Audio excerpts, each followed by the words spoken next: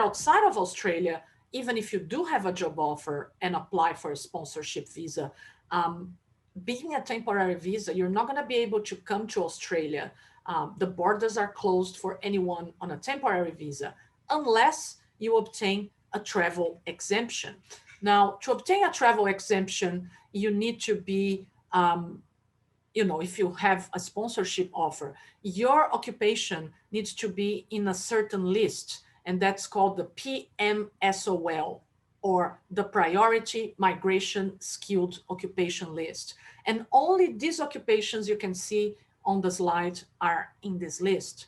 So if you're outside and you get a job here in Australia in marketing, even if your employer says, please let this person come in, we really want to hire them, we can't find anyone else, please get them a travel exemption, chances are you're not going to get it while the borders are closed. But if you're being sponsored as a mechanical engineer or as a software engineer, then you have high chances of getting an exemption and even coming into Australia now if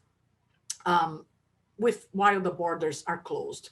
Now, getting a job offer if you're not here right now is a little bit tricky. It has always been easier for people to come into Australia on a temporary visa, again, working holiday visas, student visas, even visitor visas, and then apply for jobs here and move on to being sponsored. But at the moment, we are not taking any students, any working holiday makers, and no tourists either. So I'm not saying it's impossible.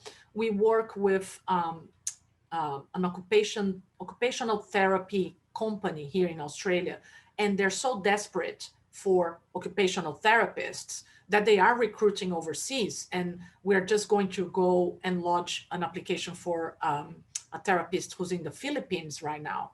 But if that person is going to get an exemption to come or not, we don't know. Even though it is in the health sector, this occupation, it's not on this list. So we never know what's going to happen.